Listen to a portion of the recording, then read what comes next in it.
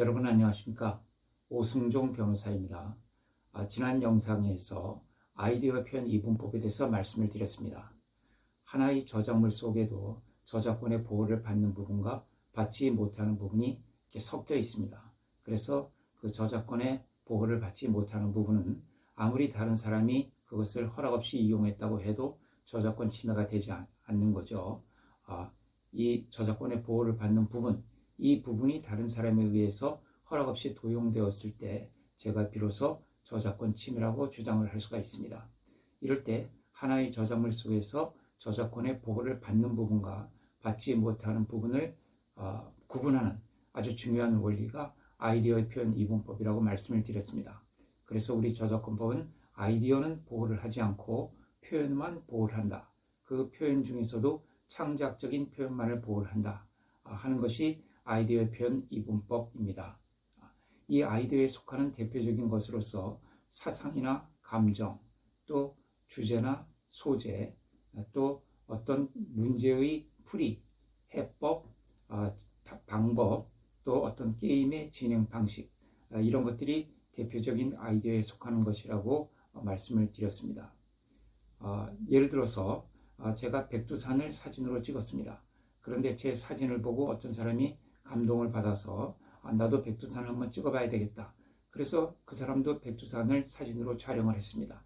이럴 때 제가 내 사진을 보고 백두산 사진을 찍은 사람에게 왜 내 사진을 표절하느냐 하고 이렇게 주장할 수가 없다는 것이죠. 이 백두산이라는 것은 내 사진의 소재이고 이 소재는 아이디어에 속합니다. 그래서 설사 내 사진을 보고 그 소재를 같은 소재를 촬영했다고 해서 내가 저작권 침해를 주장할 수는 없는 것이죠. 내가 그 백두산을 소재로 해서 어떤 표현으로 사진을 촬영했느냐, 어떤 각도에서 어떤 노출을 사용해서 어떤 셔터 찬스를 포착을 해서 촬영을 했을 때 그 구체적인 표현이 그대로 모방이 됐을 때 비로소 저작권 침해를 주장할 수 있는 것이죠. 또 사상의 경우도 마찬가지입니다. 예를 들어서 제가 조선시대의 양반 사회에 대해서 상당히 부조리한 사회다 이렇게 부정적인 생각을 갖게 됐어요. 그런 사상을 갖고 있습니다. 그래서 나는 그 사상을 표현하기 위해서 홍길동전을 썼습니다. 그런데 내가 쓴 홍길동전을 읽고서 어떤 사람이 자기도 똑같은 사상을 갖게 됐어요. 그래서 그 사람은 그 사상을 표현하기 위해서 예를 들어서 양반전을 썼습니다. 또 다른 어떤 사람은 나의 홍길동전을 읽고서 똑같은 사상을 갖게 돼서 또 허생전이라는 소설을 썼습니다. 이럴 때 제가 홍길동전을 먼저 썼다고 해서 그 양반전이나 허생전을 쓴 사람에게 왜 내 사상을 모방하느냐 하고 저작권 침해라고 주장할 수가 없다는 것이죠.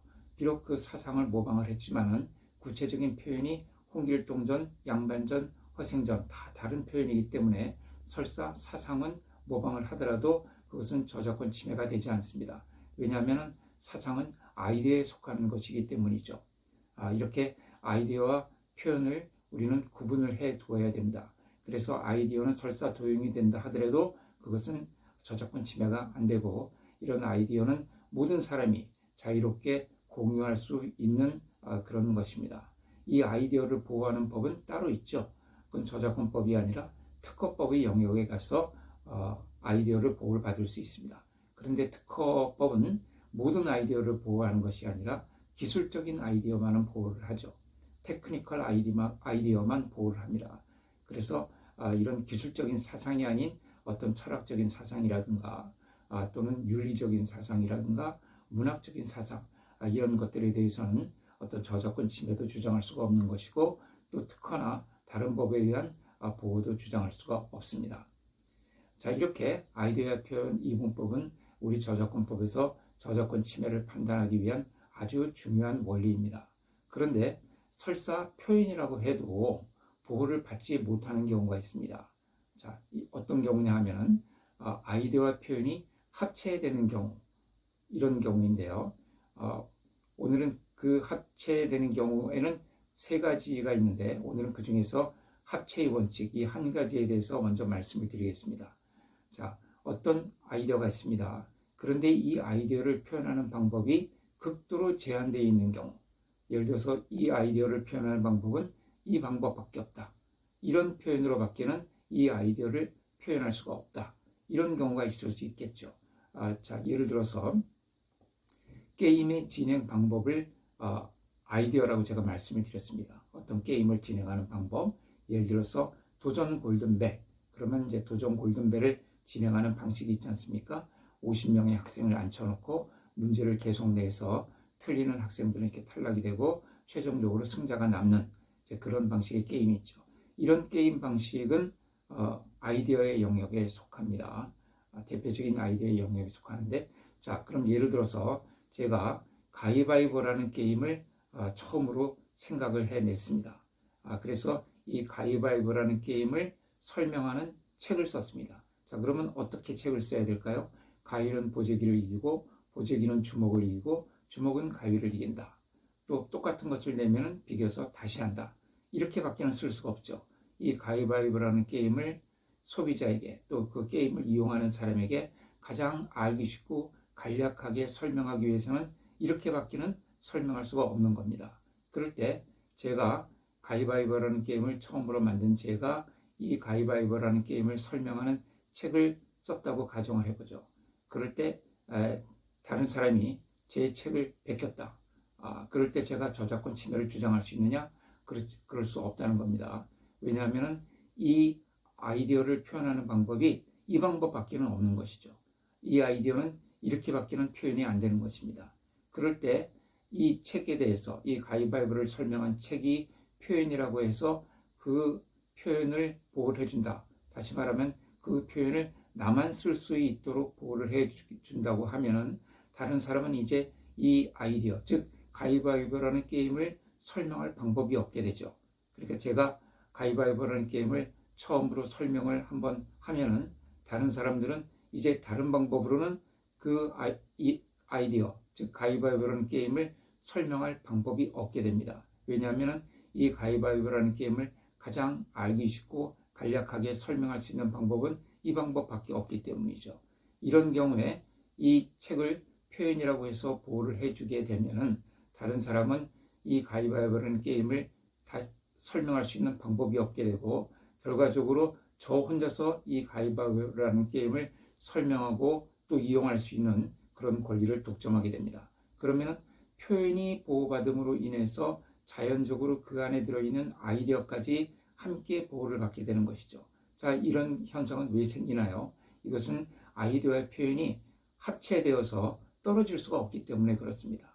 이 아이디어를 표현하는 방법이 하나밖에 없는 경우에는 이 아이디어의 표현이 완전히 합체가 되어버리고 이 표현을 보호를 해주게 되면 자연히 다른 사람은 이 아이디어를 표현할 방법이 없기 때문에 그 아이디어가 보호를 받는 셈이 된다는 거죠. 이런 경우에는 설사 표현이라고 해도 그 표현을 보호를 해주지 않습니다. 왜냐하면 이 표현을 보호하게 되면 자동적으로 그 안에 들어있는 아이디어가 보호를 받게 되는 그런 결과가 되기 때문에 그렇습니다. 원래 아이디어라는 것은 보호를 해주지 않아야 되고 모든 사람이 자유롭게 사용할 수 있는 것이어야 되는데 이 표현을 보호함으로 해서 자동적으로 그 안에 들어있는 아이디어까지 보호를 받는 그런 결과가 되기 때문에 그렇습니다. 이런 것들이 어디서 많이 생기냐 하면은 설계도라든가 또는 매뉴얼 같은 데서 많이 생깁니다. 예를 들어서 우리 유튜브 영상에도 보면은 뭐 곰믹스 프로그램 설명해주는 그런 영상들이 많이 있죠. 저도 그런 영상을 통해서 이런 편집하는 그런 방법을 조금 배웠는데요. 이런 예를 들어서 곰믹스 프로그램을 설명하는 영상. 그러면 대개 이 프로그램이 동일하기 때문에 그 설명하는 방법도 되게 비슷할 수밖에 없죠. 그럴 때 내가 처음으로 곰믹스 프로그램을 설명하는 영상을 찍었다. 그런데 다른 사람도 그 곰믹스 프로그램을 설명하는 영상을 찍었는데 제가 찍은 영상과 거의 유사해요. 그럴 때 제가 먼저 찍었다고 해서 그것을 표절이라고 주장할 수 있느냐? 그럴 수 없다는 겁니다. 왜냐하면 이 곰믹스 프로그램이라는 이 소재가 공통되기 때문에 그리고 이 소재를 이 유튜브를 보는 사람들에게 가장 알기 쉽게 또 간략하게 설명하기 위해서는 그 표현이 극도로 유사할 수밖에 없는 것이죠.